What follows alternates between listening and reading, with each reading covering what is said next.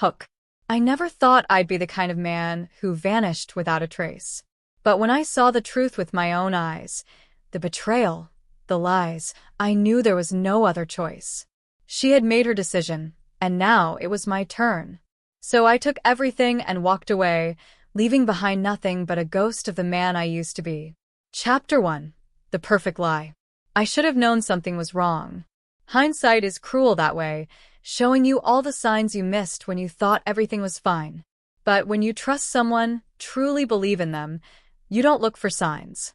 You don't search for cracks in the foundation of your life. You simply live. And that's exactly what I had been doing. Living in blissful ignorance. It started with little things, late nights at work, whispered phone calls that ended when I entered the room, a distant look in her eyes when she thought I wasn't watching. But love blinds you. It convinces you to ignore the little voices of doubt creeping into your mind. Her name was Emily, the woman I had loved for over a decade, the woman I built a life with, the woman who, as I would soon discover, had been weaving a web of deception right under my nose.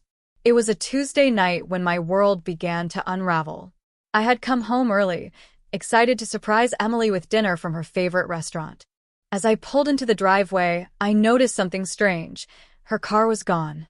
She had told me she had a late meeting, that she'd be working late at the office.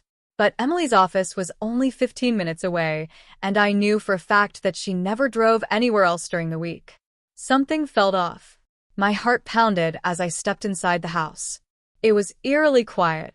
I placed the takeout bags on the kitchen counter and pulled out my phone.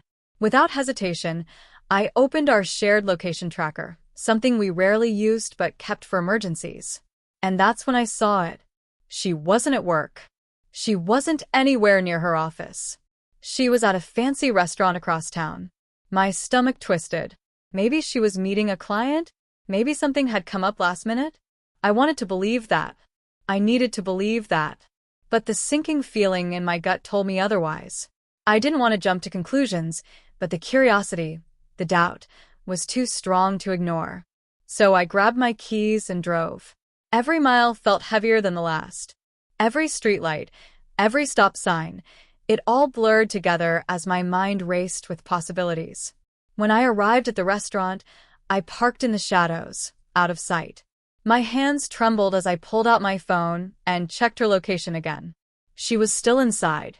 I took a deep breath and stepped out of the car, walking towards the entrance. The moment I stepped inside, my eyes scanned the room.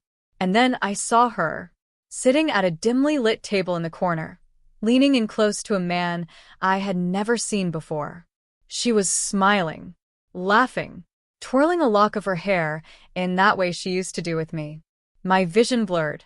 My ears rang. The walls seemed to close in around me. I wanted to storm over there, to demand answers, to make a scene.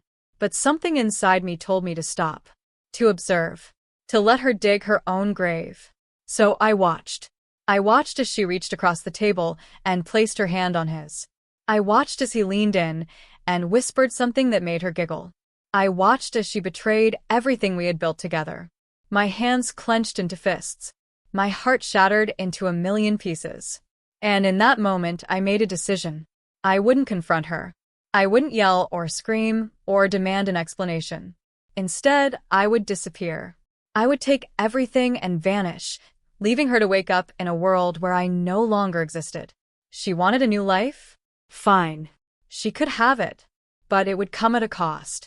And she would soon learn that betrayal is never without consequences.